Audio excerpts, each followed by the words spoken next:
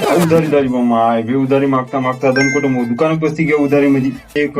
ते पाचवला तांबडा पुढे पाचवाला तांबडा पुडा का हे घ्या तुमचा पाचवाला पुडा किसला आहे पुढा 10 रुपयाला. हा 10 रुपये किस का मग काला विचारायचं तुम्हाला माहित असताना काय असं म्हणजे मग? द्या 5 रुपये द्या